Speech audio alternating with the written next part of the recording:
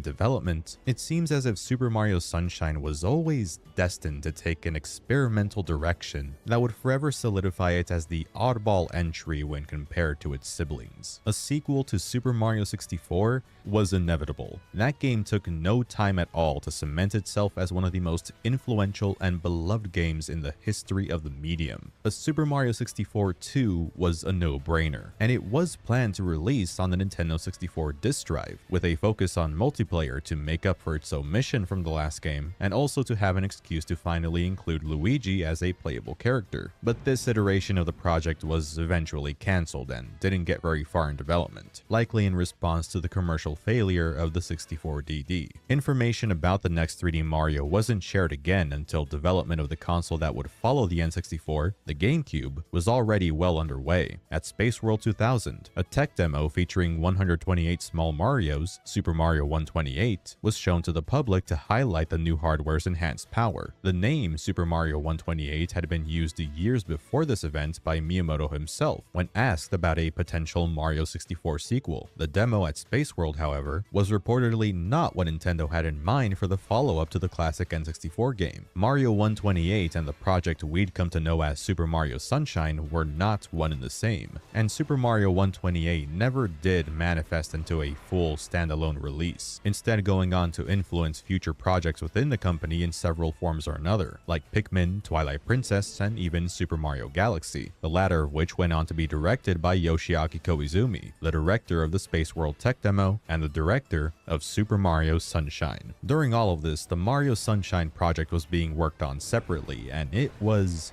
weird. Pretty early on, Koizumi petitioned the idea of equipping Mario with a water gun of some sort, which eventually became the sentient water pack FLUDD. The water pack concept, in turn, influenced both the game's tropical setting and the objectives, which were focused around hosing graffiti and cleaning the environment. Real-world inspired structures like houses and other buildings were added to the game's world to realize Koizumi's vision of Mario wall jumping between two buildings to reach the rooftops, using his athleticism to parkour across them, opening up new gameplay opportunities. The more realistic setting that the project was employing almost went a little too far in some cases, with some footage and screenshots of a build that was shown as late as Space World 2001, only a year before the game came out, featuring humans, like real-world humans coexisting alongside whatever the hell Peach is supposed to be. Stuff like this was disapproved of by some of the devs, Miyamoto included, who pointed out the juxtaposition of integrating real-world elements into the animated and stylized Mario universe. We sure have come a long way, huh?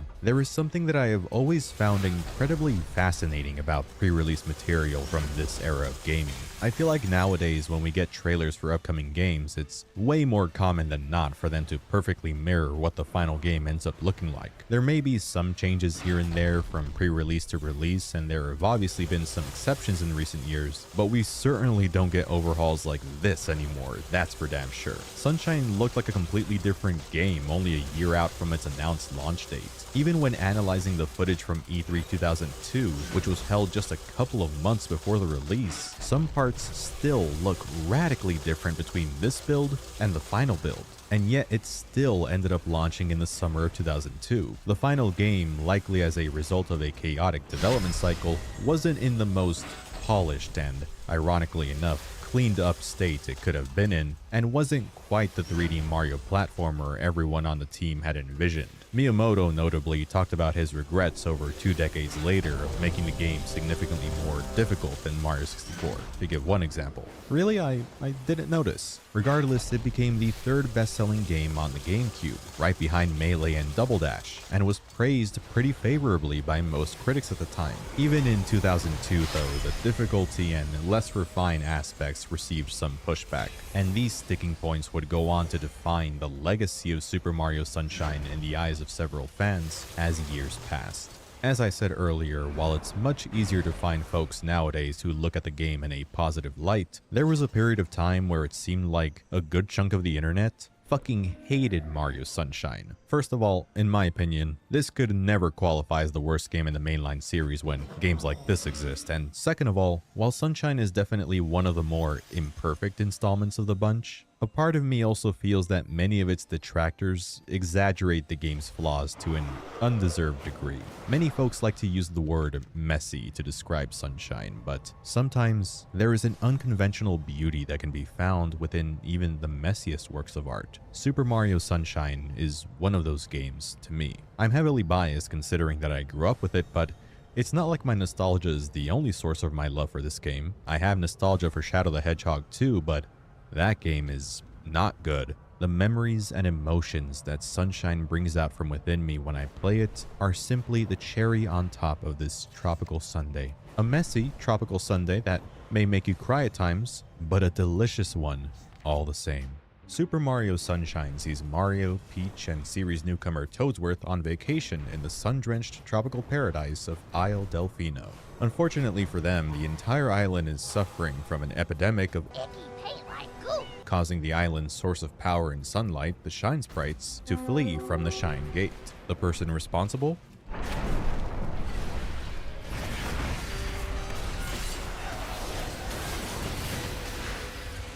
This image is so funny. Mario is arrested and the court of Isle Delfino, with no evidence other than a crude sketch, sentences him to janitor duty, giving him the task of cleaning up the entire island. A job that'll thankfully be made much easier after he meets and befriends Flood, a flash liquidizer ultra-dowsing device. It doesn't take long for the real culprit to make himself known, however. A shadowy figure that resembles Mario, wielding a paintbrush that he uses to vandalize the island, and who could have seen that coming? While any sensible bystander seeing an Italian spring down another Italian in the process of kidnapping a damsel in distress would be able to put two and two together and realize, gasp, that's not Mario. Nothing gets done about it. Mario still needs to stick to his sentence and get rid of all the goop plaguing the island, while now also hunting down his mysterious, princess-napping doppelganger. His adventure will take him all across Isle Delfino's most popular tourist spots, and boy, what an adventure it is. Super Mario 64 had Peach's Castle, and as a small, confined, explorable hub, it was incredible. But the main levels in that game were largely disconnected from one another, and were very fantastical in their presentation, not too dissimilar to the levels from the 2D games that predated 64. Super Mario Sunshine takes a much more grounded approach to its setting, and the end result is one of the most immersive and impressive worlds in any video game I've ever played. What do I mean by that exactly? Well, Sunshine's Isle Delfino holds each of the game's worlds. While you still need to be transported to each one like in 64, the levels themselves are set in various parts of the island, from the sandy shores of Gelato Beach to the loud and lively Pina Park. There's the fishing port in Rico Harbor, the resort hotel in Serena Beach, the village of,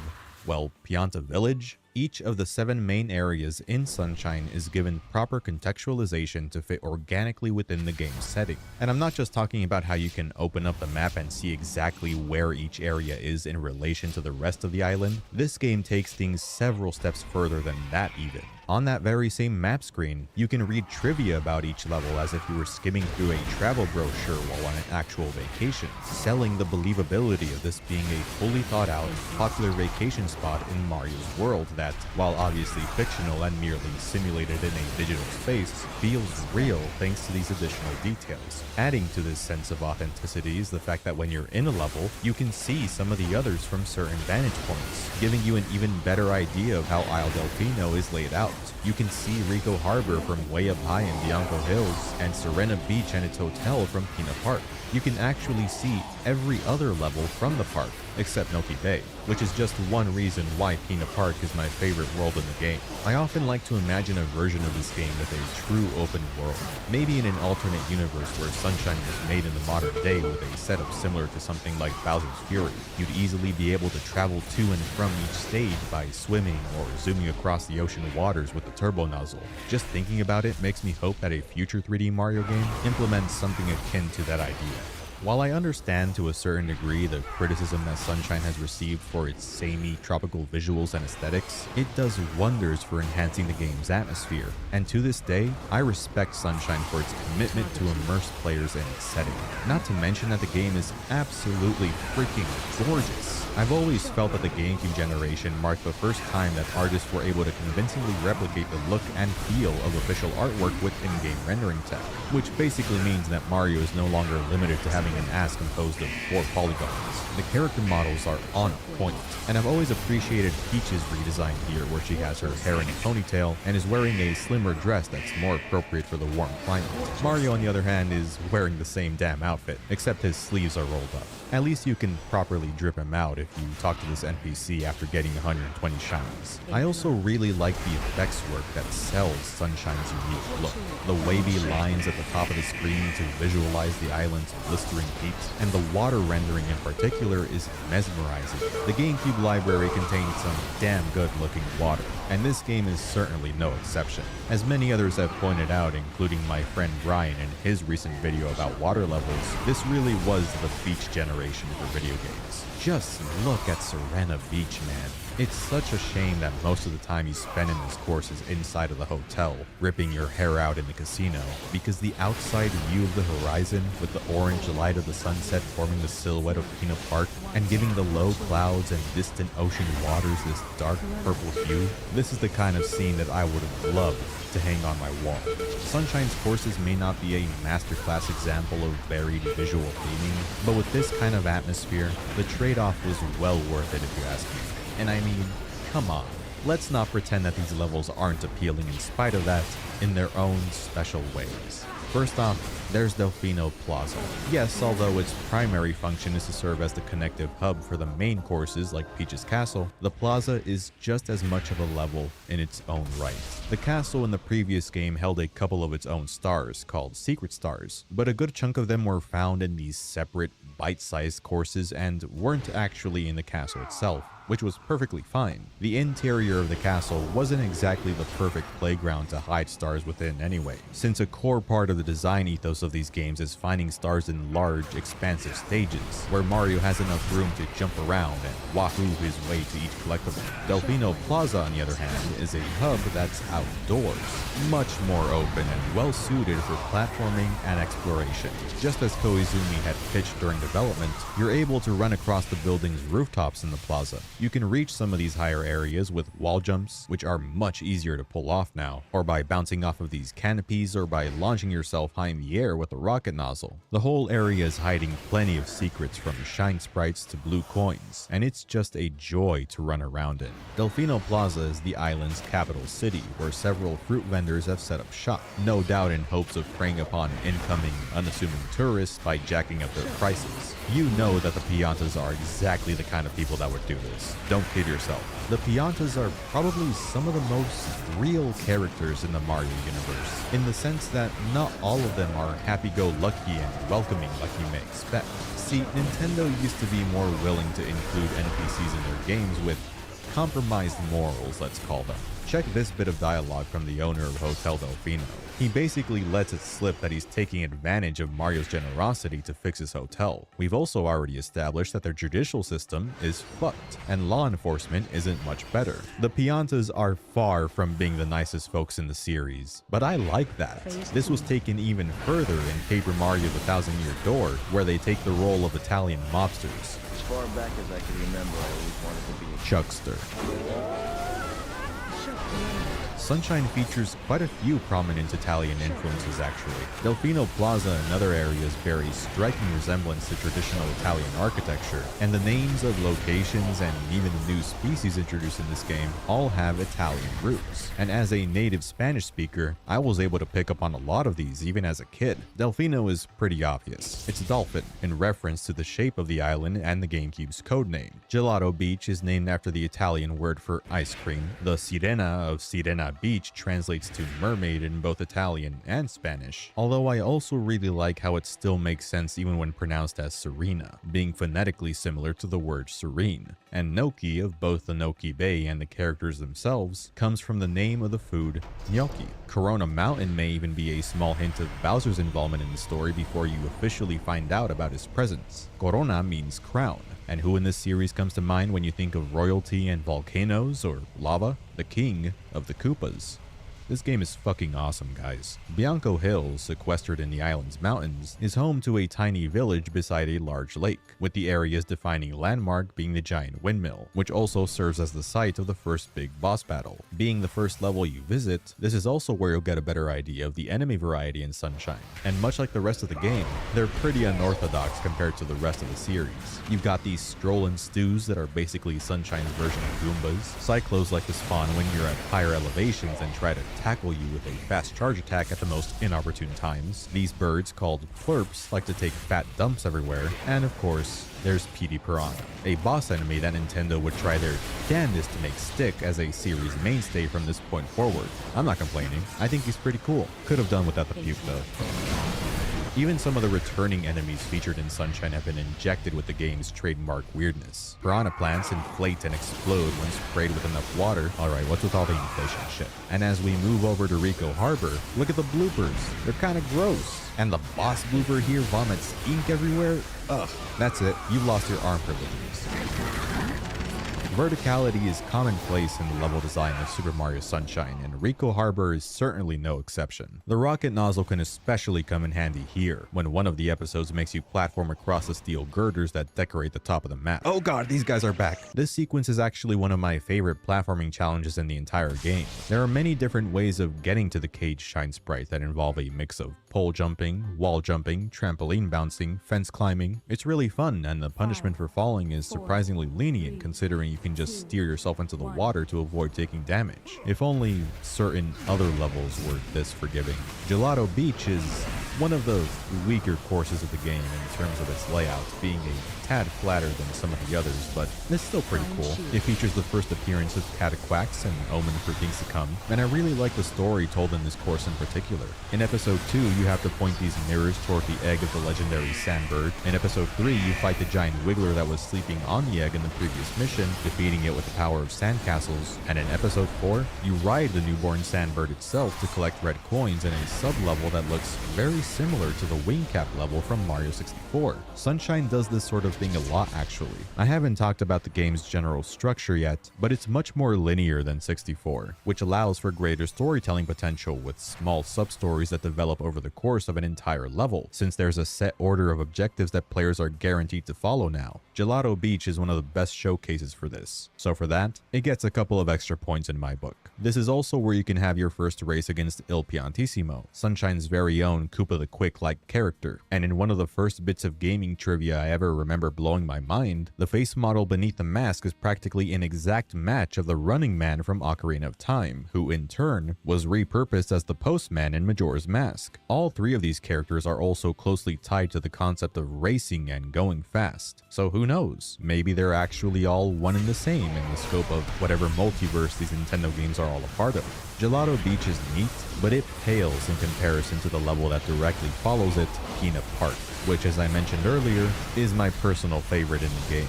Getting enough shine sprites triggers a story event that reveals that Shadow Mario successfully managed to kidnap Peach off-screen, while the real Mario was fucking around building sandcastles and whatnot. He makes his escape to Peanut Park, and the first episode of the level involves a roller coaster of a boss battle against a giant mecha Bowser. No, literally. You ride on the park's roller coaster during the fight, launching rockets with Flood's nozzle to damage the robots, all while the ride takes you through fast loops and turns and the Bowser mech launches bullet bills that home in on your position. It's the most unique and best boss in the game, bar none. And when the mech is destroyed, Shadow Mario reveals himself as Bowser Jr., making his first ever appearance here, proclaiming his right to take Peach away as she is allegedly his mother. Damn. They fly off to the island's volcano, and it's at this point that the adventure shifts its focus away from environmental cleanup and clearing Mario's name in favor of another Peach's kidnap plot, which certainly makes the situation more urgent and personal for the characters. But screw that, I want to ride the merry-go-round.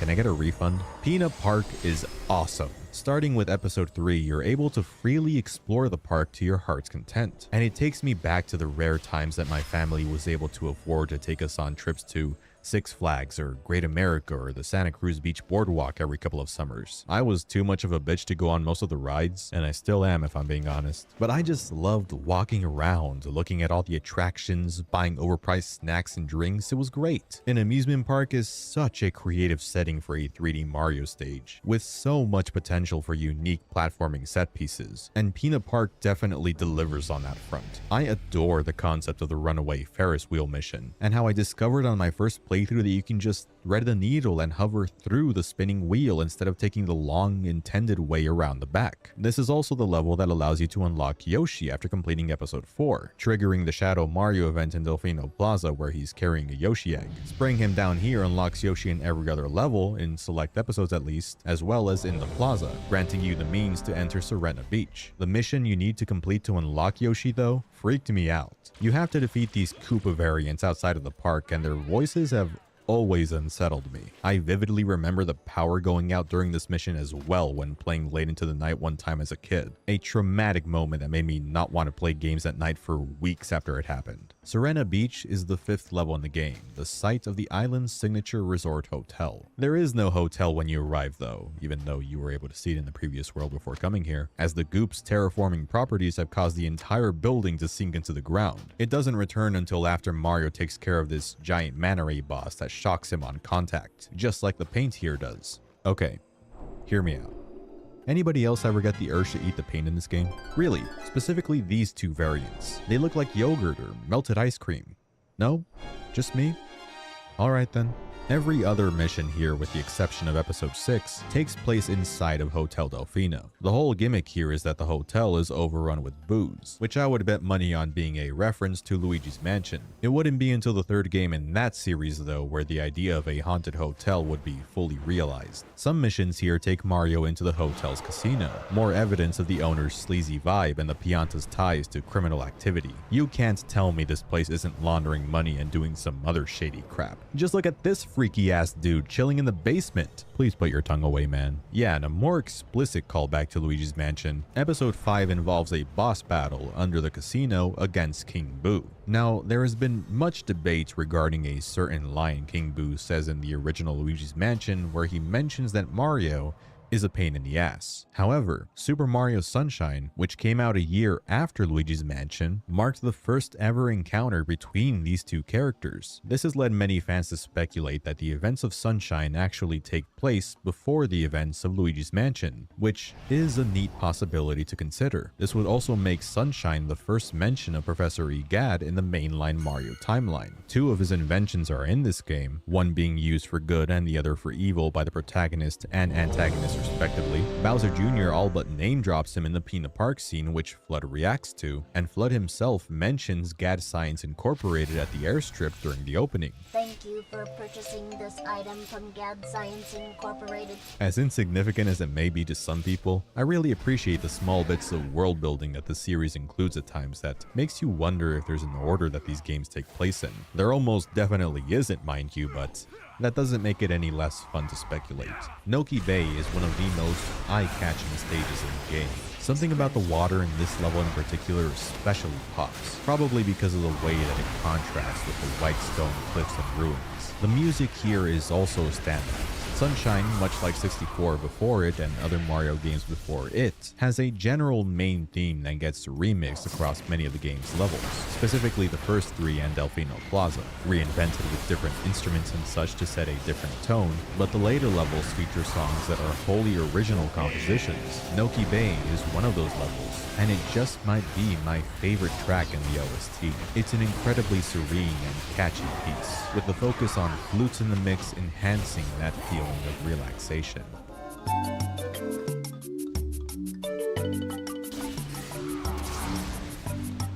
The stage's entrance is very memorable since you access it in the same way that you access the Tower of the Wing Cap in Mario 64, and the giant waterfall within Noki Bay is yet another of Sunshine's iconic set pieces. Episode 4 has you diving into the depths of the bay's waters by jumping from the waterfall's source, opening up this expansive underwater sub-area with submerged man-made structures. This place also happens to be the home of the source of the toxic substance polluting the bay, this giant eel with some seriously awful dental hygiene. Super Mario 64 introduced the creepy giant eel that would become a recurring trope in future entries, and in Sunshine, you actually get to fight one. And by fight, I mean you give him a much needed oral cleaning.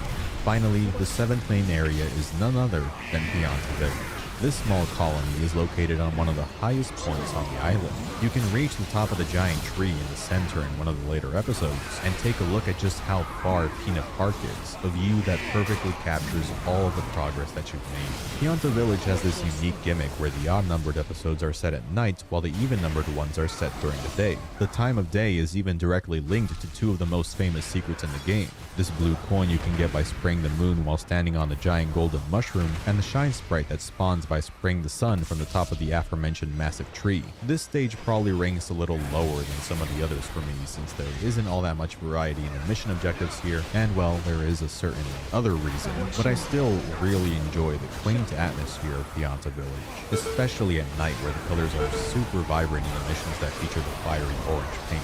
The very last episode is also a satisfying send-off as the final regular mission before Corona Mountain, with all the Pianas gathered in the center of the village for the Fluff Festival, dancing and playing music and having a good time.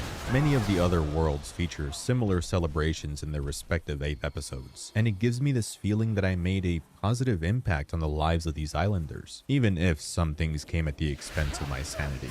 I realize now that I spent a lot of time discussing Isle Delfino without actually delving into too many specific objectives, but I just wanted to, above all else, highlight the heart and soul of Super Mario Sunshine, the true reason that I keep coming back to it. Isle Delfino is brimming with so much liveliness and character that I'm able to derive an immense amount of enjoyment from simply existing in this world, taking in the sights and sounds, immersing myself in the citizens' lifestyle and culture. Stuff like this enhances Super Mario Sunshine as an experience in a way that even surpasses Super Mario 64 in my eyes. Sunshine is in a league of its own when compared to every other 3D Mario. No other setting in the series comes close to matching the wonder of this island. It's so alive and oozing with creativity, and the level design feels like it was tailor-made for some sort of non-stop mode where you can just run around and grab shines and discover secrets without the fear of being booted out. That's part of the reason why I would have loved to see Delfino Plaza as DLC in Odyssey. The way that moon collecting works in that game would have been perfect with Sunshine sandbox courses. Super Mario Eclipse, an expansive mod for Sunshine that was released last year, is commendable and impressive for many reasons. To me though, my favorite thing about it is that it didn't abandon the interconnectedness that made Isle Delfino so appealing. In fact, the game does everything in its power to honor it. Every new course that the team added was properly assimilated into the world, existing as actual locations on the island, just like the levels in the base game. They even went the extra mile and made it possible to directly travel between the levels now, which I love. There are loading zones, of course, since a truly seamless Isle Delfino would probably require a full-blown remake of the game, which is untenable for a mod, but it's one step closer to realizing that dream, and that's pretty cool. Now let's get into gameplay specifics. As somebody who absolutely adores Super Mario 64 and its movement to death, I believe that Super Mario Sunshine hit the nail on the head when it came to tuning the controls to be more accessible while keeping the movement just as expressive and versatile. From a casual point of view, Mario in Sunshine just feels better to control. He feels more responsive, and moving him through the game world is snappier in just about every way. A lot of this has to do with the GameCube controller and its analog stick not being an anemic piece of plastic. Alright, I still stand by the N64's control stick when it comes to games it was designed for, but this is so much better. You've still got notches when a situation calls for precise directions, but as a whole, this stick is simply a lot more pleasant to handle, simplifying many actions like the backward somersault. The camera has also been updated with true analog control, as opposed to the fixed camera rotations that the C buttons in the previous game were limited to. The fluidity of Mario's core movement in this game is also helped by the new animations, with actions like the ground pound and the aforementioned side flip having these rapid in-between frames that result in punchier motions overall. Mario doesn't carry so much momentum with him anymore, meaning that the dreaded 180-degree turnaround that many people complain about in 64 is pretty much absent in Sunshine. I will say that as a result of this, he does feel noticeably more, how should I say, weightless, specifically with how he responds to terrain this time around. In 64, even the slightest slopes and inclines affected Mario's speed and acceleration, which added an element of realism to the way he moved, and an extra layer to said movement that you had to take into consideration when optimizing your gameplay. Generally, there are also less options in Mario's kit this time around to pick up speed, largely because of the removal of the crouch and, in turn, the long jump. Diving is back and it's still incredible, believe me, especially when you combine it with the side flip. And with Flood, you can create a makeshift water slide at any point by spraying the ground in front of you and diving into it.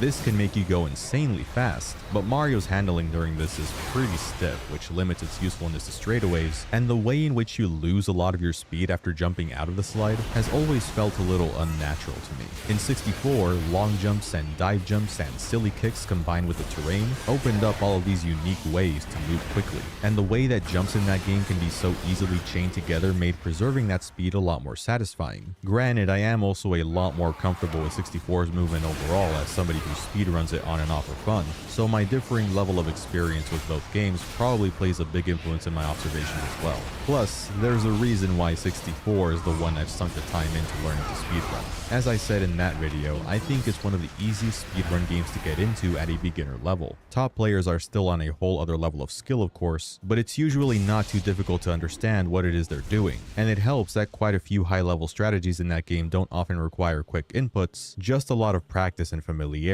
with the core movements combined with good execution. Sunshine, on the other hand, thanks to some of the additions it made to Mario's moveset, is one of the most highly technical Mario games to speedrun, with top players not only needing to master these complex strats, but also be physically able to pull them off in the first place in an optimal manner. A spin jump, for example, is a useful tool when playing casually as it keeps Mario in the air longer than a normal jump, but it can be a little tricky trying to make him jump in the desired direction since the move requires a quick spin of the control stick followed by a press of the A button. You not only need to rotate the stick fast enough for it to be registered properly, you need to make sure it's tilted in the right direction as soon as you jump, which is easier said than done.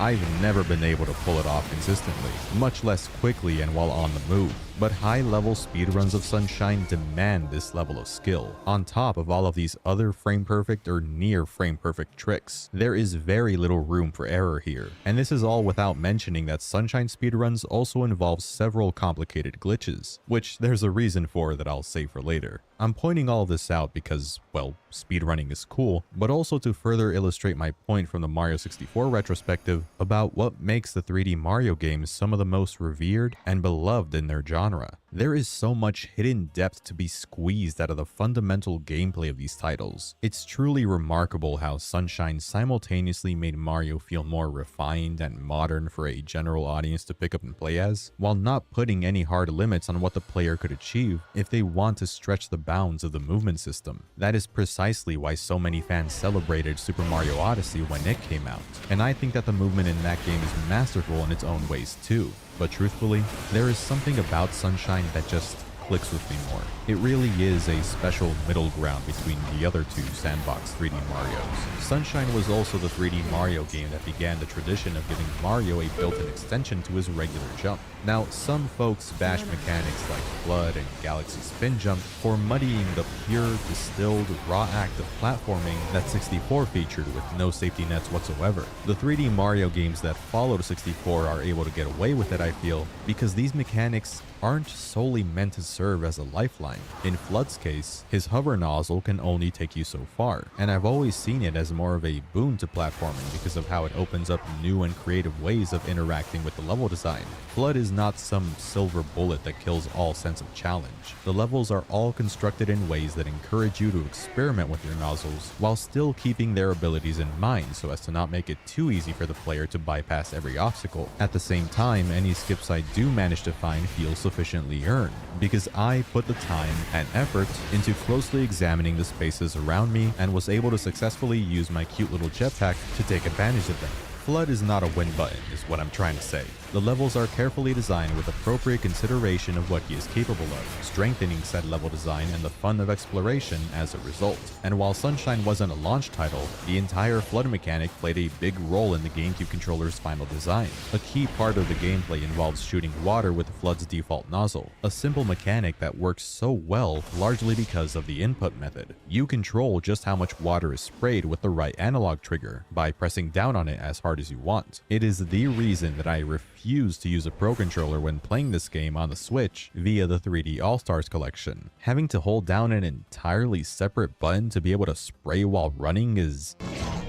yeah, that. There are 2 additional nozzles that you can outfit Flood with. The most useful is definitely the rocket nozzle, and even this is a power-up that I hesitate to call overpowered. I mean, it can be, but it can also be surprisingly difficult to gauge where you'll land after blasting into the sky, and you can't influence Mario's direction as much as you may expect after the fact. Plus, the rocket nozzle along with the turbo nozzle aren't in every mission, so even if you are really skilled at using them, you can't break every episode in half even if you wanted to. When they are accessible, they're usually optional and it's usually late into the world. It's kind of like a reward for proving that you could get by without them in earlier episodes. Even less common than those nozzles is Yoshi, who graduated from being a Nintendo spokesperson programmed to kill himself after delivering a thank you message to a rideable mount like the 2D games. He's the only classic Mario sidekick you get here though. Luigi didn't make the cut again, unfortunately. Bro probably overslept and missed the plane. When there's a Yoshi egg in a given episode, 9 times out of 10, it's not an option, it's an order. He's rarely available unless a Shine Sprite absolutely requires his services. Yoshi eggs won't even spawn at all until you chase down Shadow Mario in Delfino Plaza after completing that one episode in Peanut Park. This means that there isn't as much opportunity to experiment with Yoshi in the way that the nozzles allow you to experiment at times, making him feel more situational as a whole. There also aren't many shines that require him in the first place. Only 3 Yoshi-centric missions are needed to beat the game if I'm not mistaken. He's fun to use, especially when you combine his flutter with the spin jump, but I don't think he's as fun as any of Flood's nozzles. It doesn't help that he disintegrates when he touches water. In a game where you're constantly surrounded by it, you have to keep him fed or else his juice supply runs out and he gets Thanos snapped out of existence. And speaking of juice...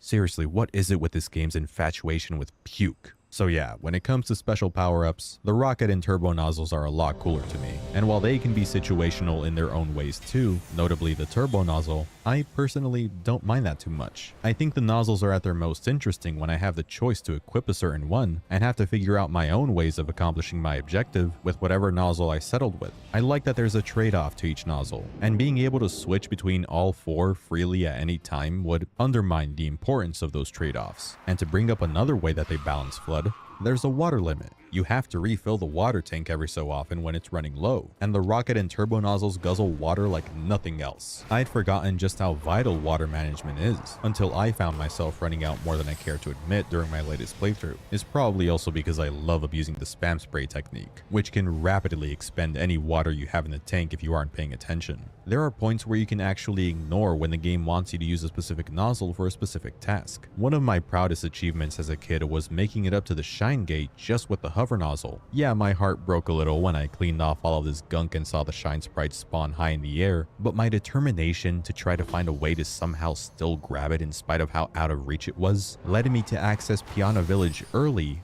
all by myself, without watching any tutorials or anything of the sort, long before I even knew what sequence breaking was. The Peanut Park Ferris wheel skip, similarly, was something I found out about on my own. I didn't even know that the area behind the ride existed. I also didn't know that what you're supposed to do in episode 3 of Piana Village is navigate through the underside of the village to reach Flood and the mayor to get the Shine Sprite. What I did was climb to the top of this giant tree, then from the very edge of this leaf, I dove to where I was supposed to go. And this was all without Flood's help. This is what I'm talking about. The movement and level design in these games has this way of making you question whether something might be possible and realize that, yeah, it is possible, and there's really no other feeling like it. There's a lot of freedom and nuance in how you can approach each of the game's individual challenges, and it's all made possible by the brilliant movement system, much like in Super Mario 64. And when you combine that with these expansive, open levels that are all geographically distinct in their layouts, Super Mario Sunshine's moment-to-moment gameplay can be one hell of a good time. And the funny thing is that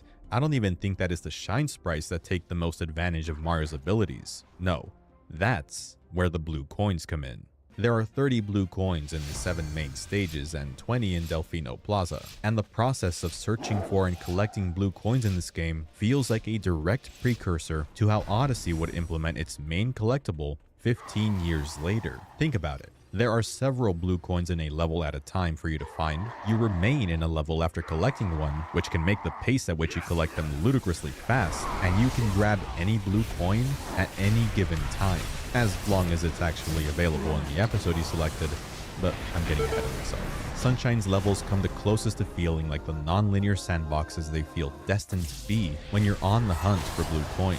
Come to think of it, Delfino Plaza's shine sprites could have been even more fun to nab if you could just collect them without any interruptions like blue coins. Again, why this wasn't added as an extra world to Odyssey is beyond me. It is immensely entertaining running through these stages grabbing coin after coin, especially when you have prior knowledge of where they're hidden and can route the coins accordingly. It's my favorite thing about Odyssey's moon setup, as it's where the movement really gets to shine in that game. And while it's not perfect in Sunshine, as I'll get to momentarily, the blue coins are definitely a lot easier for me to appreciate and enjoy when I judge them with that in mind.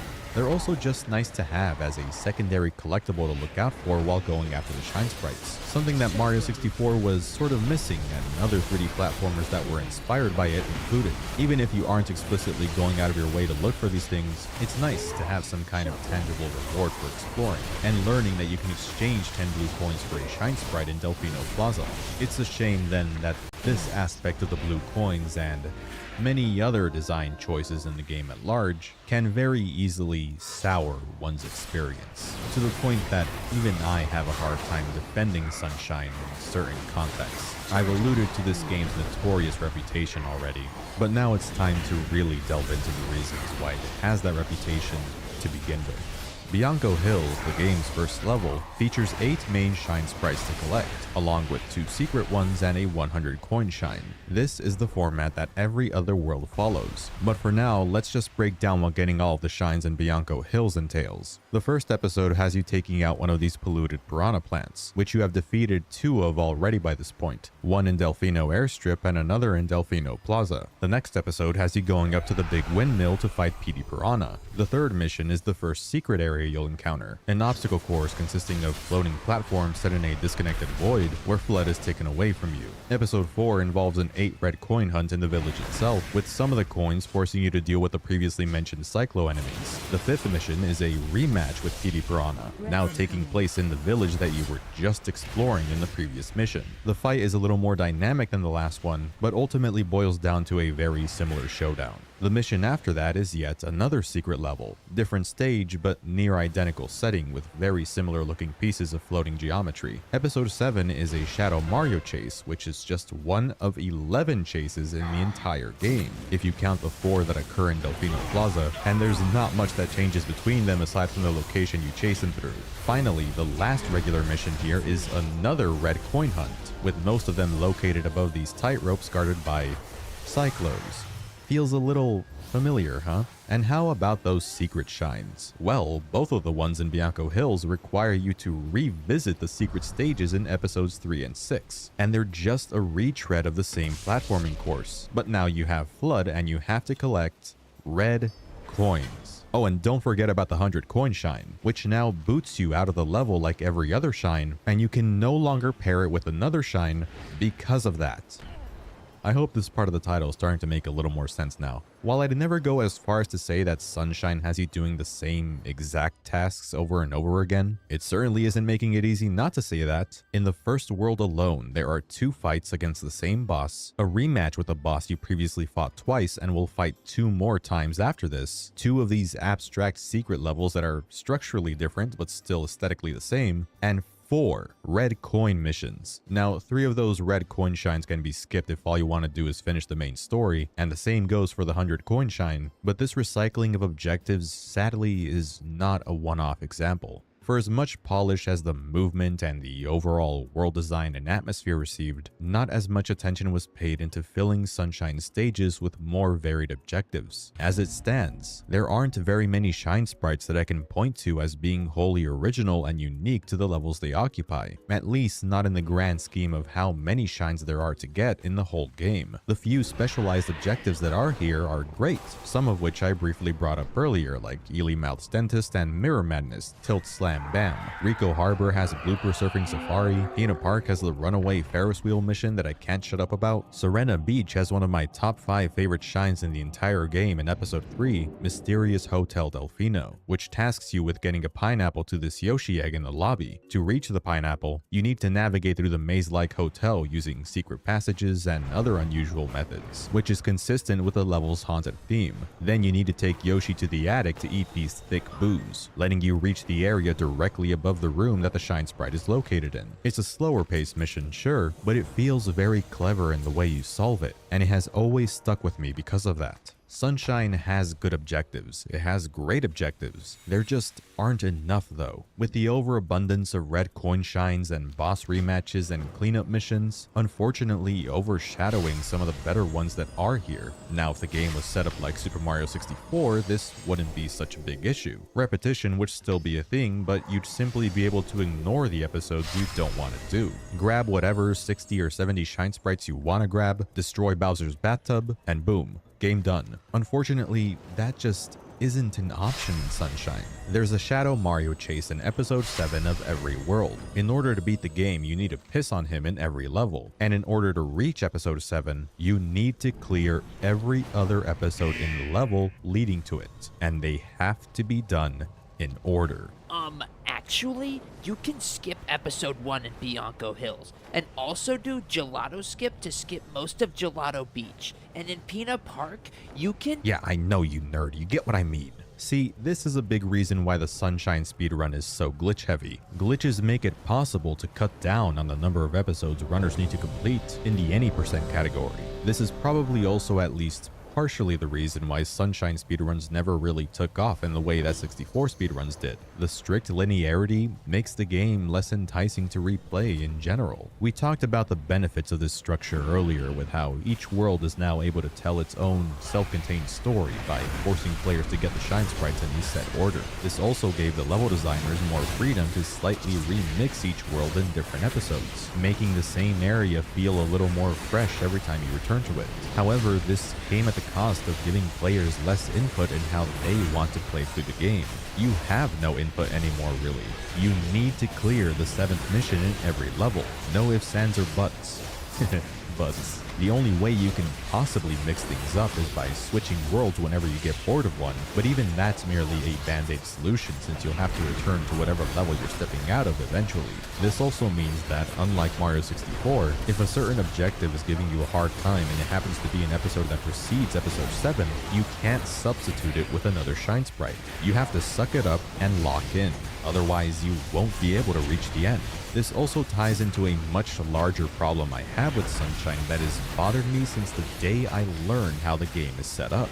Shine sprites don't really contribute much toward your end goal, certainly not in the way that stars did. Stars in 64 functioned as keys that opened some doors in Peach's castle, granting you access to new areas within the castle, and you needed a certain amount to break the spell of the endless stairs. In Sunshine, you do need a specific number of shines for some levels to be unlocked and for certain necessary events to occur, but it's not obvious in the way it was in 64. You might never even find out that there are shine requirements for worlds like Pina Park and Noki Bay, because the number needed to open them is so insignificant anyways. The most obvious impact that shine collecting has on anything is Delfino Plaza, where the sun gets brighter the more you collect, slowly expelling the veil of darkness that threatened to enshroud the plaza. But even this stops mattering after you gather 60 shines, and the plaza is just as bright and sunny as every other area on the island again. While I praised the blue coins earlier, they aren't getting away scot-free either. Blue coins aren't usually talked about very positively because of what I was just talking about. All you get from collecting them are shine sprites, none of which really matter towards unlocking the final level. Consequently, the blue coins don't matter. These things are optional in every sense of the word. This discourages a lot of people from seeking them out altogether, and that's on top of some of the other reasons that make getting all 240 of them a pain in the ass. There isn't a reliable way of tracking your blue coin progress in the game itself, and some can be incredibly difficult to find. And not just because some are cryptically hidden. Certain blue coins are locked to certain episodes for literally no reason. I mean, some of these make sense, like when an episode features an exclusive one-of-a-kind sub-area and there are blue coins in it. That's fine. But how come these hidden blue shine sprite graffiti spots aren't in every episode of Gelato Beach? And why are these M graffiti spots only in episode 1 of Rico Harbor? There are a plethora of examples like these, and they make the blue coin collectathon an absolute nightmare without outside assistance. It is completely counterintuitive and downright mean to anybody trying to 100% the game all by themselves. 100 coin shines have a very similar problem. Some episodes straight up do not contain 100 coins, and it's entirely possible to not realize this until it's too late, because nothing in the game suggests this to be the case. Sunshine's rigid setup not only removes the element of choice that made replaying its predecessor so compelling, it makes it difficult to justify doing any of the content that isn't the first 7 episodes of each main world, and simply sticking to the bare essential shines that are required to finish the game leaves much to be desired because of the repetitiveness of the tasks you're asked to do, and also the fact that the number of total stages in the game is only about half of what 64 offered. Yeah, not every world in 64 was a winner, and that game definitely contained remnants of its own hectic development cycle in its late game courses, but in Super Mario Sunshine, the cut corners are way more prominent. The fact that 24 of the game's 120 shines come from blue coins speaks for itself. Sunshine's lack of variety in its mission selection is enough of a disappointment on its own, but this game also has this really funny way of not only disappointing me a bit with the quality of its content, but also pissing me the fuck off, which I'm gonna add an asterisk to as well. Stay with me here. The following is a review of Sunshine that I found on Backlogged while I was in the middle of making this video. Ahem. I jumped on a block and died because Mario decided that he would phase through the earth that day. Live action Gargamel, you have my sympathies. Super Mario Sunshine every now and again can't handle the immense, intense pressure of being played like a normal freaking video game. Collision doesn't always work the way you'd expect it to. Slopes are finicky as hell and can lead to many deaths that feel unfair. The ground that you walk on can occasionally stop being a ground and you'll fall through it. Mario will run faster after jumping out of a dive when going up a slope for whatever reason, which can throw you off guard if you're not prepared. Oh, and in the second blooper surfing mission in Rico Harbor, the camera can do this after you grab the last red coin. Those are just a few of several quirks that this game has exhibited in my 17 or so years of playing it, and I'm not the only one who has experienced them. In fact, they're relatively tame compared to what I witnessed online. I like to call these sunshine moments, or get Mario sunshined if you will. The word that people often use when talking about this kind of irregular behavior in games is jank, a descriptor that's casually and frequently thrown around even by yours truly in the past, but is seldom ever explained in the context it's used in. So allow me to clarify what I mean when I use the word in reference to Sunshine. The pachinko level. That's it, just the pachinko level. This stage is notorious because the physics and mechanics of the pachinko machine completely fly in the face of common sense and logic. Trying to control where Mario goes after jumping off of the trampoline is one of the most unnatural and frustrating things I have ever tried to pull off in a video game. Even when I somehow luck out and land on one of these pins, if it happens to be on the left half of the pachinko machine, an invisible force that perpetually tries to push Mario toward the center makes it nigh impossible for me to jump off of the pin and hover to the red coin I'm trying to grab. Also, this can happen. Jank in Mario Sunshine to me boils down to cases like these where something goes wrong, but it feels less like it's my fault for misjudging a jump or just not playing well, and more like it's the game's fault due to something not being communicated properly or shoddy programming that doesn't feel intentional on the developer's part, turning an already challenging game into a frustrating and even downright aggravating one at times. Lack of polish and Super Mario Sunshine go together like peanut butter and jelly. But for as many times as these sunshine moments have almost made me murder my poor GameCube controller by treating it the same way Mario treats durians, I also couldn't imagine a version of this game without these rough edges. I think people have every right to hold the bugs and glitches and other weird oddities that can occur from just playing the game like you would any other platformer against Sunshine. This kind of shit is not okay, generally speaking. My counter to that, however, is that it's funny. As I said at the beginning of the video, even the messiest and, in this context, most broken games have their own special kind of allure to them. In Sunshine's case, that allure reveals itself when frustration morphs into amusement and hilarity. Every time I replay this game, I notice a new oversight that, if the game was actually given enough time to cook, likely would have been corrected before it was shipped out. The invisible barrel in Rico Harbor, Shadow Mario sometimes becoming invincible when he stands still, the dev's failure to consider the consequences of mapping Yoshi's tongue and the dive to the same button in the event that you're trying to eat a lot of bees and they hit you and suddenly you're plunging headfirst into a bottomless pit. You know, completely normal stuff.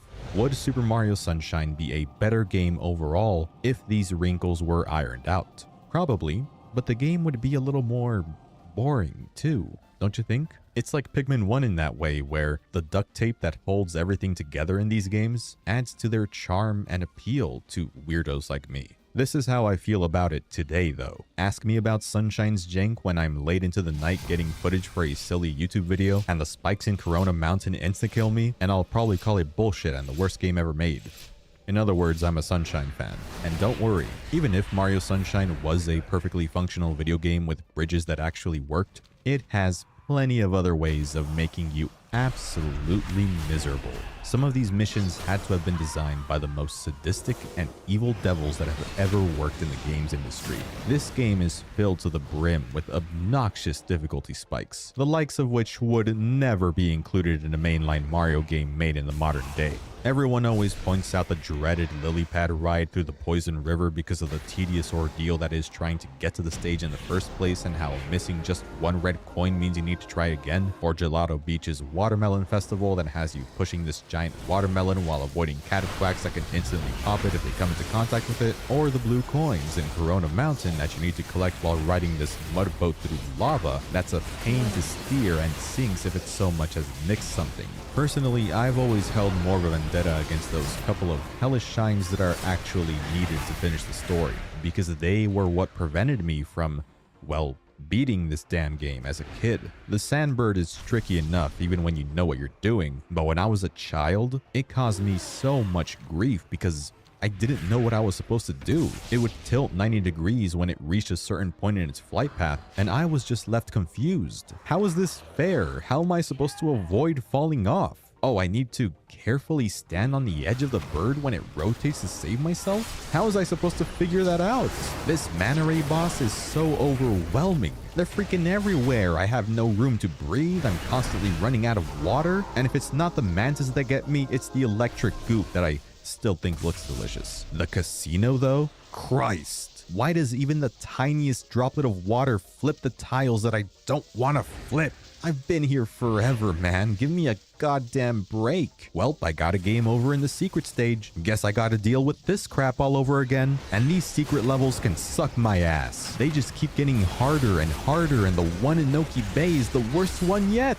I can't beat it. I am not good enough to finish this level. I'm a dumb baby, Nintendo. Some of these jumps are flat out ridiculous. Oh, and for the very last secret stage, I'm just supposed to pick a god and pray as these fucksters aggressively throw me off the map unless I stand in a specific spot and talk to them not a millisecond too soon or too late. Otherwise, the angle will be slightly off and oh, there I go. This game is so mean, guys. Even trying to do some of these extra shines, this game still finds a way to make me feel like I'm worthless. Okay, so I failed your stupid Squid Game. So what? You don't have to fucking execute me for it. What's the point of the lava goop not killing me instantly like normal lava does if I just get wombo combo to death anyways? It might as well be a one-hit kill. Is it so I can reflect on the error of my ways? There it is again, another piranha just itching to kill me just because I didn't clean all this paint in time. What, did the government also implant a bomb in my skull when I was arrested in case I don't work hard enough? Okay, that's actually horrifyingly dystopian. I'm gonna stop. And every time I die in a level, I get booted out of it and have to rewatch these cutscenes every single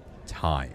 I can skip them after the first 2 seconds, yeah, but damn. Fuck me for making a mistake, right? Oh, I game overed in the Poison River level. It took me 2 business days to get here. Now what? Are you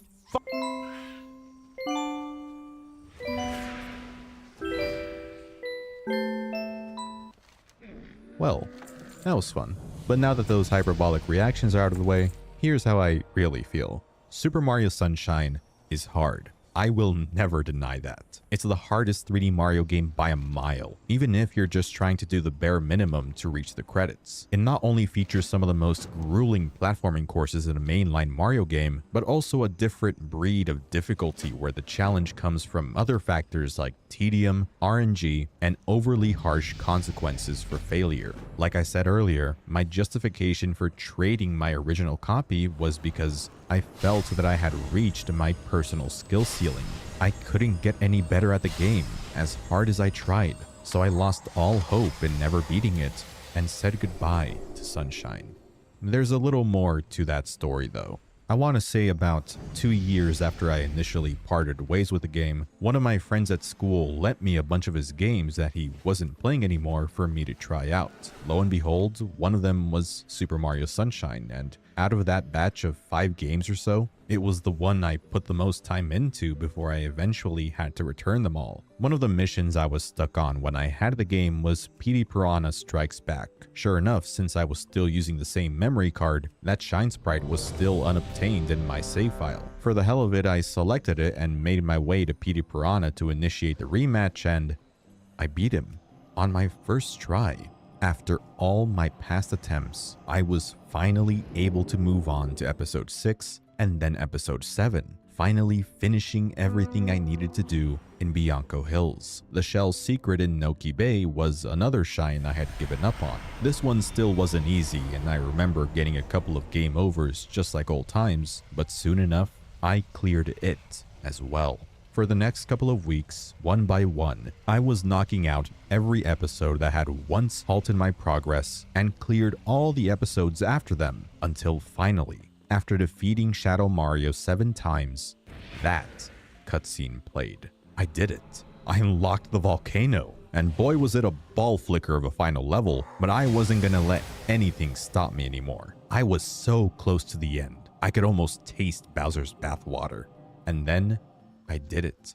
I beat Super Mario Sunshine for the very first time, and it was one of the best feelings I had ever felt. I had conquered one of my greatest nemeses, but where my sense of pride really stemmed from was the realization that I had improved. It wasn't easy, but I persevered. I not only played better, I learned about the value of patience, and that no matter how many times I failed, I just had to keep getting back up.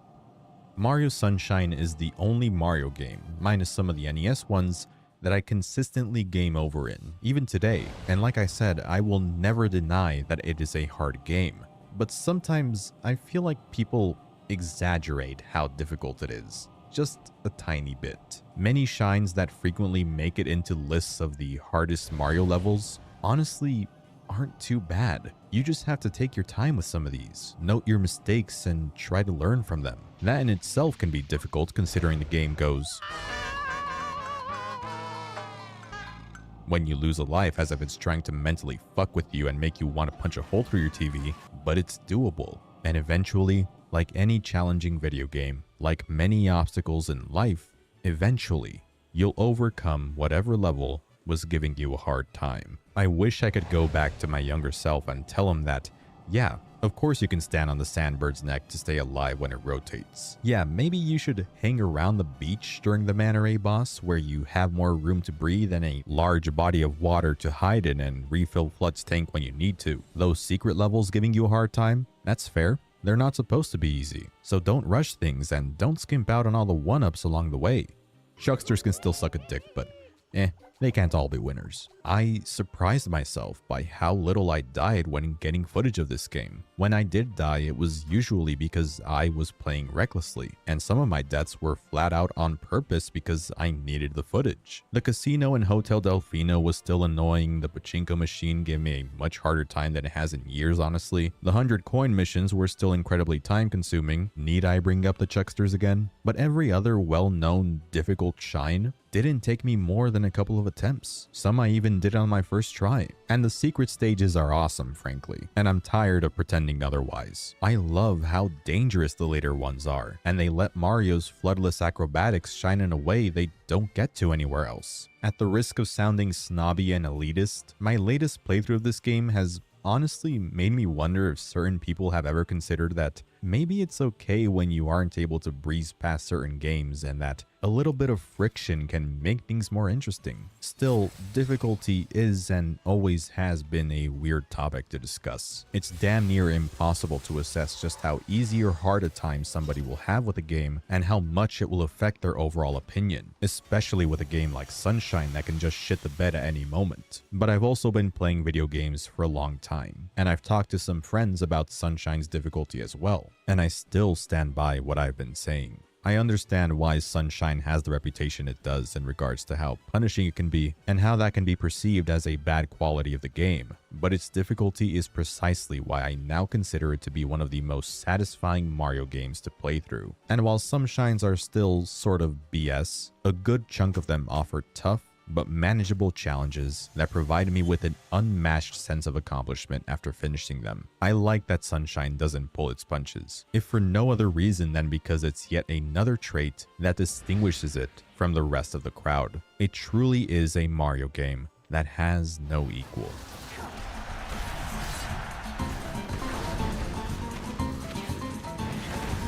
Super Mario Sunshine is a game that I've made this habit of talking about with asterisks in the back of my mind. If I'm talking about how much I love Isle Delfino as a setting for its tropical vibes and liveliness, I feel I need to follow that with how much I wish there were more actual levels within it to explore, beyond the mere 7 in the finished game. If I'm complaining about how there are too many shines centered around collecting red coins, I also need to mention that one of my favorite missions in the game is red coins in a bottle, because of its imaginative premise and soothing music, and that weird book that you can see if you make the camera clip into this wall. If I'm telling someone how fun the movement is, I also tell them that the game has the worst swimming controls of any 3D Mario.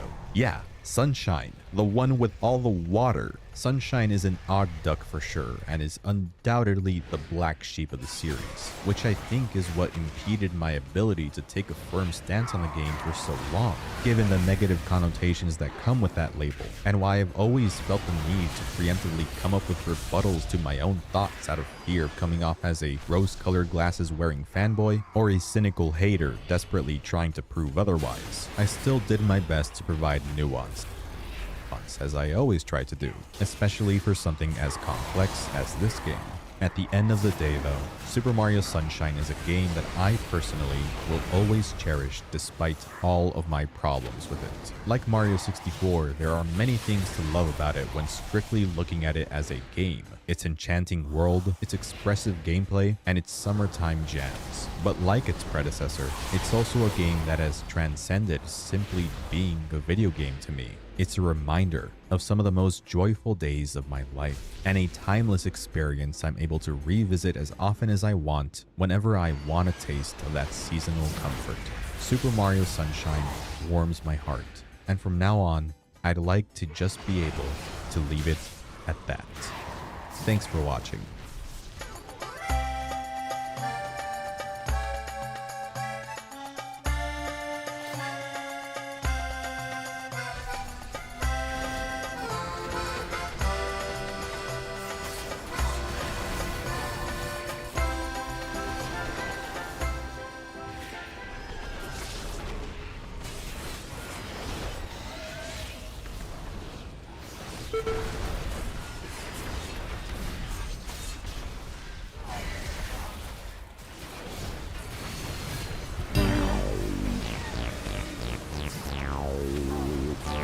It's good to be home.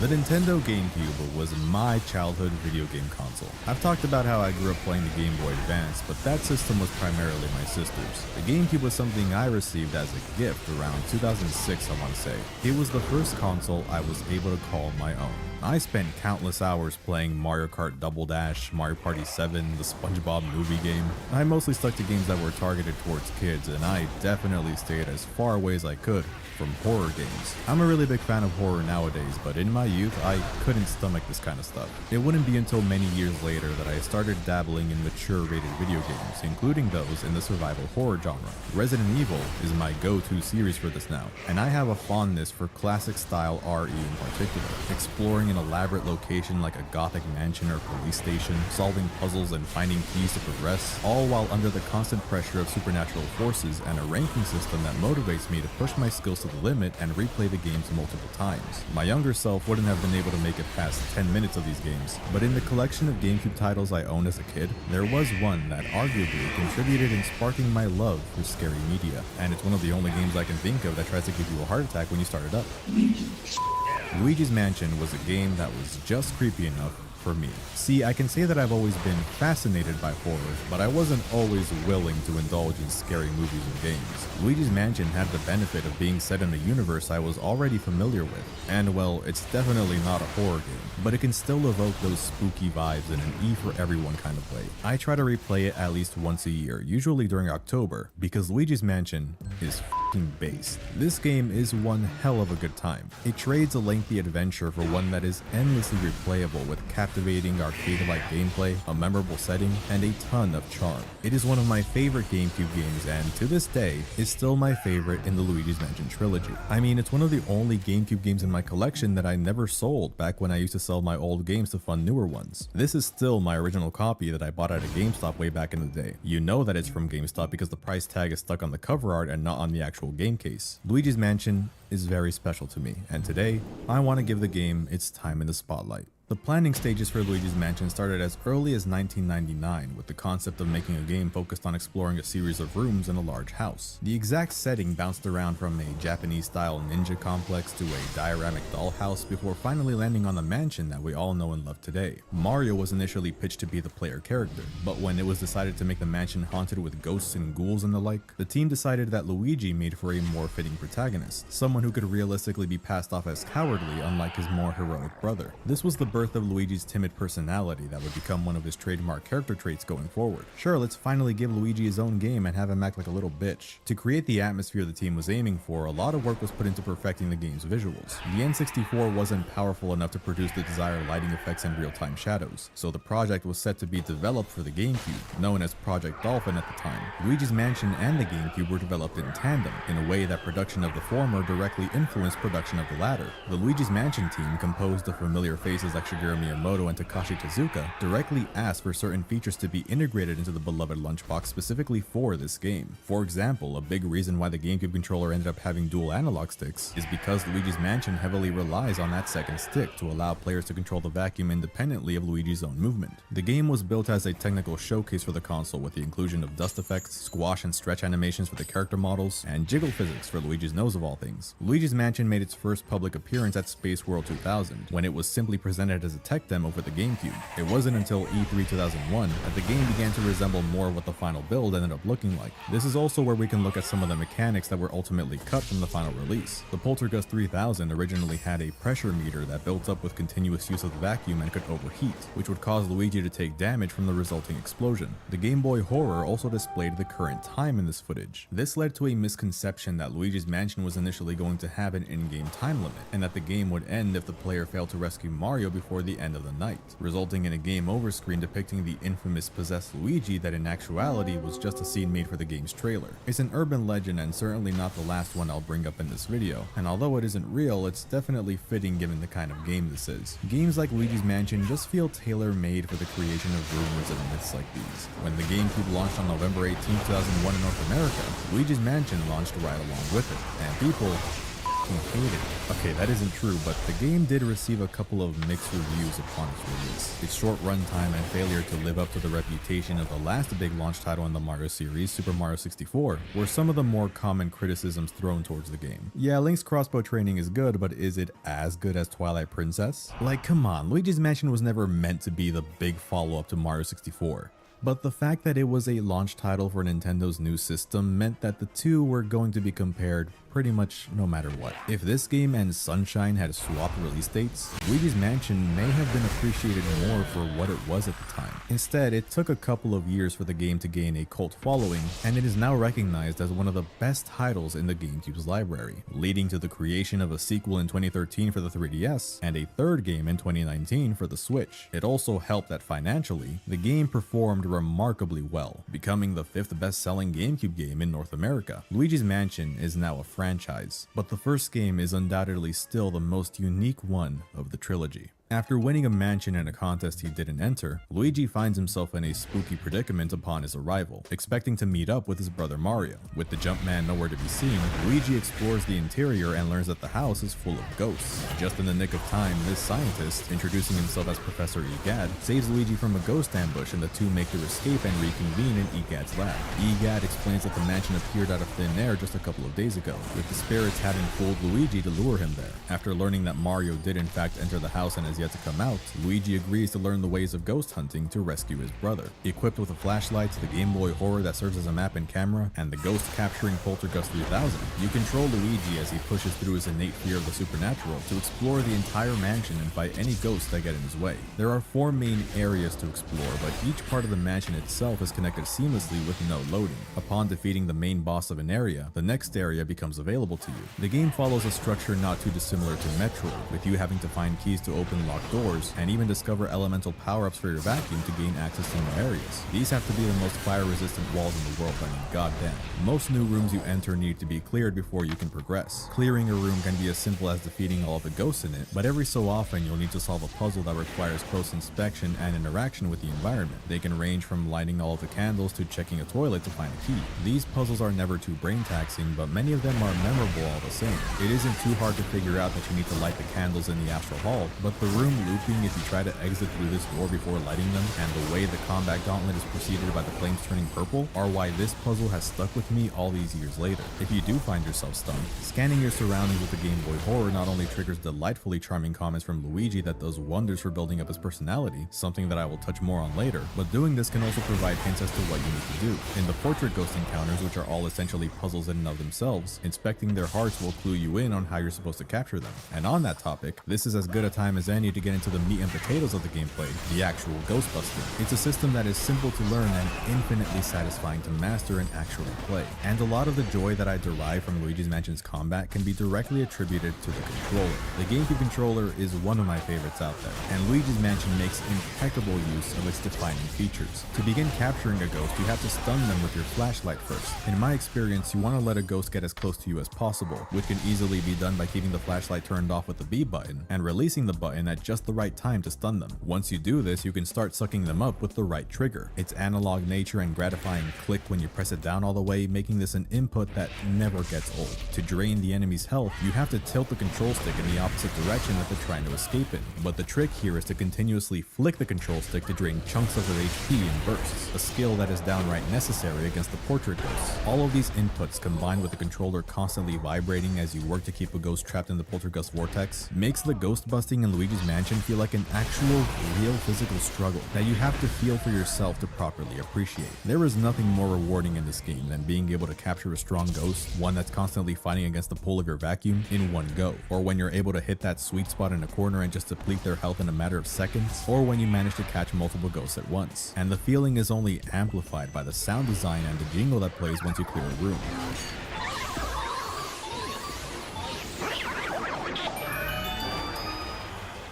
What keeps the combat in this game fresh are the different combinations of ghouls that get thrown your way. These gold and purple ghosts aren't anything too special, but mix them in with these grabbing ghosts that don't know the meaning of personal space, or these garbage ghosts that leave their banana peels on the floor that you can slip on, and you have quite a few rooms that can pose a good challenge. Later on, you'll face variants of ghosts with water, ice, or fire protecting their hearts, forcing you to use the opposite element on them to dispel their shield. In rare cases, the game can even throw a curveball, like the mirror and projection rooms that make you fight invisible grabbing ghosts, and you have to go off of the reflections on the mirror and the shadows cast by the projector to determine where they are. It's this blend of puzzles and combat that makes the portrait ghost so fun to face, on top of the fact that they all sport varied, creative character designs that communicate exactly what they're all about. This was the first game in the Mario universe to feature such a large humanoid cast, and they don't feel out of place at all. They fit so organically within the setting, unlike some other game that also starred Luigi. As I mentioned earlier, scanning the hearts of portrait ghosts will fill you in on their weaknesses, or give you a general idea of the steps that need to be taken to expose their hearts. No two portrait ghosts are dealt with in the same way, and because of that, these boss fights are arguably the highlight of the game. Sometimes you'll learn what you need to do in these situations literally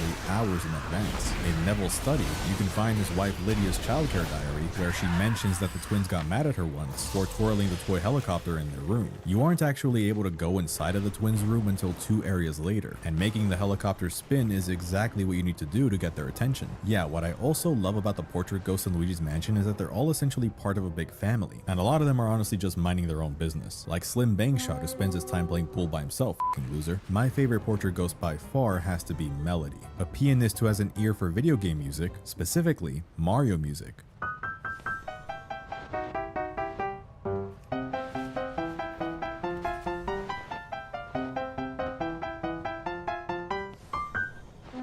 When I played Luigi's Mansion as a kid and I was able to correctly guess the answer to her music quiz, it felt so rewarding that I was able to use my history playing those classic Super Mario games to be able to beat one of the bosses in this game. Being an introvert finally paid off. I also will never forget Sue P. This was one of the few parts of this game that legitimately used to creep me out, more so after reading the girl's bio in the compendium and learning that she died in her sleep. Anyways, let's make her wet the bed. Some of these portrait ghosts are a damn pain to fight though. The Clockwork Soldiers encounter forces you to deal with 3 enemies at once that each have long-range toy rifles, and I have never been able to do well against Sir Weston. The ice physics in the room and the icicles that fall from the ceiling make this guy super difficult to capture, but at least the ice physics let me do this. The area bosses change up the rules of the game since you don't have to point the flashlight at them to reveal their hearts. Luigi would be a great babysitter. I've always struggled against Bogmire since, much like the Clockwork Soldiers, there are multiple enemies in the arena to keep track of at once. But I'd be lying if I said I didn't love this battle, at least for the atmosphere and the lead up to it. But my least favorite boss in the whole game as a kid was Boolossus, this giant boo made up of 15 regular boos. It was always these last few boos that gave me the most shit. When there's only a couple left, they will actively run away from your ice attack and will often stall outside of the arena. You need to bait them to attack you and freeze them once they're caught off guard. I can pretty consistently get a gold rank in this fight now, but the road to this accomplishment is one paved in blood, sweat, and tears. When I was younger, I couldn't properly coordinate my thumbs like I can now to effectively move Luigi and aim the Poltergust at the same time, and I suffered through multiple game overs against Boolossus because of this, which is probably why I hated capturing boos so much. So a little ways into Area 2, Luigi inadvertently flushes out the boos hiding in the mansion and they all scatter to every possible corner of the house. Similar to area bosses, boos are dealt with differently than regular ghosts. You can only search for a boo once the lights in the room are turned on, after which the boo radar on the Game Boy Horror will begin to blink more and more the closer you are to a boo. Once you fish it out, you can start vacuuming it up. But boos require you to make use of the control stick and the C-stick at the same time, since they can easily escape the Poltergust suction if you don't keep it constantly aimed at them. Even now that I'm much more acclimated to dual stick gaming than when I was a kid, I still find capturing boos to be kind of awkward. Getting these guys stun locked almost feels like it happens at random, just whenever they feel like it. Unlike the regular ghost hunting, I never feel like I can actually get good at capturing boos. Too much of it feels left up to chance. This is mainly an issue in Area 3 and beyond, when you start encountering boos with health in the triple digits. If you don't capture a boo fast enough, they can leave the room, and if the room or hallway they go into happens to be dark, their health will drain at a snail's pace. Worst case scenario, they'll go into a room so out of the way that it forces you to take a lengthy stroll through the mansion to reach. or a room that you simply can't enter at the moment. The worst Boo hunting area has to be the basement, specifically if you're chasing a Boo that likes to move between the breaker room and this hallway. Out of a grand total of 50 Boos, you only need to capture 40 to complete the game. So thankfully, you can choose to avoid the tedium of hunting those late game Boos with 300 health. However, the reward for capturing every Boo is a gold diamond. One of only 2 gold diamonds in the entire game, each worth 20 million gold. Nearly every nook and cranny in the mansion is teeming with gold for you to collect. As I went into earlier, Luigi's Mansion is not a long game. You can beat it in about 4 or 5 hours, but the game is designed to be played multiple times, in large part due to the rank you get upon completing it, determined by how much money you were able to stuff your pockets with. From coins and dollar bills to shiny jewels you can find in inconspicuous cupboards, wardrobes, ceiling fans, buckets, and even plants after you water them. Exploration and thorough combing of the house is a big part of what makes Luigi's Mansion so fun to replay, to see how much you can improve your high score. Maybe you'll find a secret room filled with treasure that you never knew about before, or find more of those elusive speedy spirits and gold mice that drop a buttload of cash if you manage to capture them. The ranking system also encourages skillful play. You want to avoid taking damage not just to conserve health, but because getting hit makes you lose points, meaning you also want to be careful not to fall for any traps.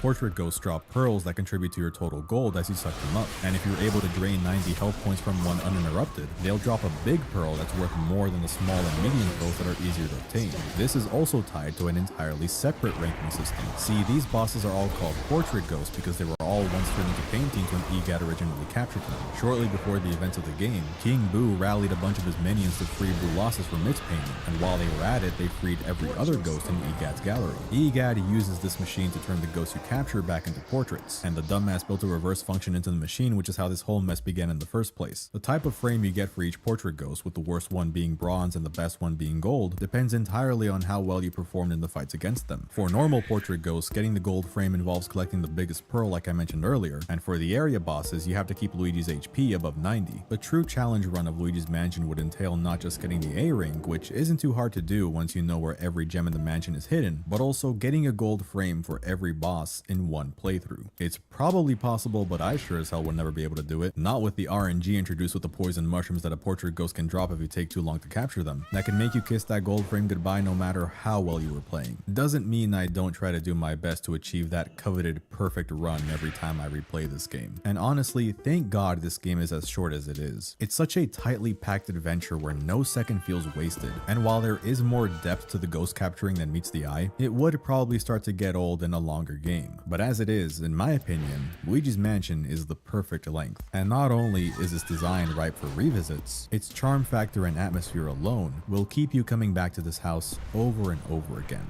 I don't think it'd be a stretch to say that Luigi's Mansion single-handedly made Luigi the fan favorite of the two Mario brothers. Mario 64's efforts to inject more character into Mario should definitely not be ignored, but what this game did with Luigi knocks it out of the park.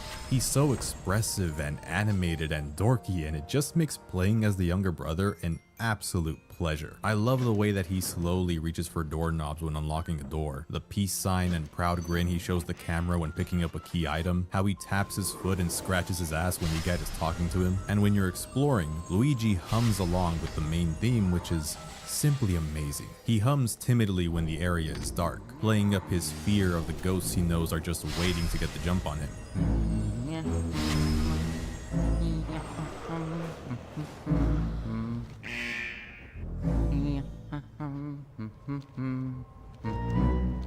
But when the lights are on, he whistles more confidently, like he's finally allowed to relax for a bit.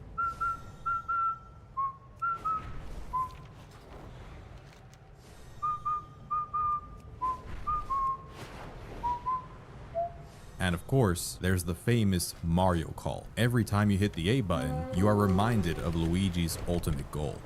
Mario! The entire Luigi's Mansion trilogy does such a good job depicting the genuine love the brothers have for each other, and there's no better way to describe it than wholesome as f***. The game's humor also gets to shine the most through Luigi. I already brought up the comments he makes when scanning things, but when he's at low health, Luigi's voice sounds more shrieky and panicked, but this doesn't stop him from humming along with the catchy theme. And when you press the A button now, never fails to make me laugh. The entire game is just oozing with this level of charm. From EGAD's gibberish to the repurposed Game Boy Color used as an interface for the UI, each boo having a different punny name, running on the treadmill in Biff Atlas's room and getting a key from it. After you discover that Mario has been trapped inside a painting by King Boo, if you hang around the courtyard long enough, you can actually hear him call out to Luigi. When I reached this part for the first time, I thought I was hearing things. The CRT I used to play on didn't have the best speakers, so I could never make out exactly what Mario was saying. Nonetheless, this detail combined with that reveal at the bottom of the well turned this section into a core memory for me, and it really pushed me to see the game through to the end, which meant I had to find all of Mario's shit lying around the house so that Madame Clairvoyant could analyze it and tell me things I pretty much already knew. But hey, the mention of Bowser is pretty neat foreshadowing, and the search for Mario's lost items also involves possibly my favorite moment in the entire game, where Luigi pulls an Eggman and blows up the f***ing moon. I think it was here where I realized that I love this mansion. It strikes an impressive balance of feeling hostile, welcoming, and otherworldly all at once, which makes it fun to simply walk through its halls and rooms for no other reason other than just doing it. It's like when you're bored and decide to kill time by walking around your home. Holy shit, there's a bathroom here? A lot of this is thanks to the atmosphere of Luigi's Mansion, made possible by all the graphics tech the team worked so hard to program into the game.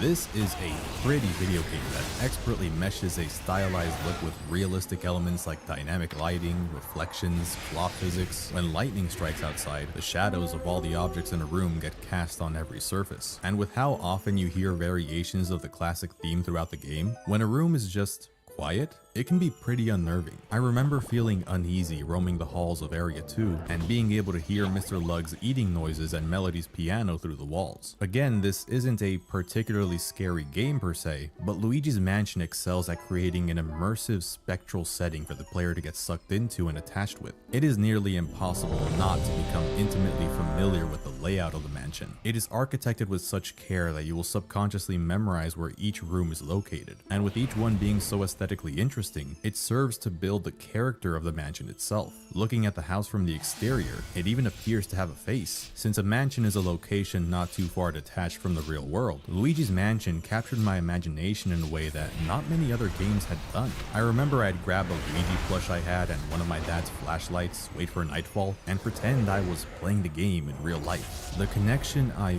formed with this mansion made it feel like a second home of sorts, and I hope I'm not the only one who thinks this way. Before long, you won't even have to look at the in-game map. You'll know it like the back of your hand. And then the game hits you with the blackout at the beginning of Area 4, and you have to remember which rooms you've seen up to this point with mirrors to find the ghost that holds the key to the breaker room. All of a sudden, the mansion is bursting at the seams with ghosts of every kind, adding to the panic and disorientation of everything. If you're brave enough, there are even new speedy spirits that only appear during this section of the game. And holy shit, Luigi's f***ing dead. Yes, the hanging Luigi, as the internet has coined it, can be seen during the blackout. It's a result of the unorthodox camera angle when Luigi is talking on the phone. It pushes his character model's shadow up from its normal position, making it look like he's hanging from the ceiling. If I had noticed this as a kid, I would have shit my pants. Same if the Safari Room Hunter Ghost was in the game, a portrait ghost mentioned in an issue of Nintendo Power that would taunt Luigi with how he wants to mount the poor guy on his wall. This is fake. This Nintendo Power issue was published a month after Luigi's Mansion came out in Japan, and there's nothing in the game's code to support this myth. See, this game does have more in common with Mario 64 than critics initially thought. Both had a bunch of f***ing lies spread about them. But hey, the Cup multiplayer mode and stereoscopic 3D are real, and they finally saw the light of day in 2018 with the release of Luigi's Mansion on the Nintendo 3DS. Why did this come out on the 3DS? I mean, it's quite poetic that after all these years, the game that was initially a showcase for the GameCube's hidden 3D capabilities can now be played on a console with glasses-free 3D built in. But this was 2018, man. The Switch was out for over a year at this point, and every time Nintendo shared that they weren't done supporting the 3DS, almost everyone responded with general annoyance, especially in Luigi's Mansion's case, a game that really would have benefited from the HD treatment. But instead, yes! Sure, let's remake the game for a system that is less powerful than the platform it originally released on. This decision was definitely a cost-effective one more than anything, since the sequel, Dark Moon, was also a 3DS title, which gave the team the liberty to import a lot of stuff from that game. But whatever, this is the Luigi's Mansion 1 remake we got, so let's just judge it for what it is. And being real here, I went into this expecting to really not like it, but I was pleasantly surprised by the quality here. This is a competent and, in many cases, impressive recreation of Luigi's Mansion, with just a couple of things holding it back due to the hardware it's on. You don't really get the same kind of feedback you'd get when sucking up ghosts with a GameCube controller. Since the 3DS lacks rumble and a conventional analog stick, the gameplay doesn't feel quite as satisfying as it did in the original. Speaking of analog sticks, if you play on a non-new 3DS model and don't have a Circle Pad Pro, then you're missing out on that additional method of input for controlling the vacuum.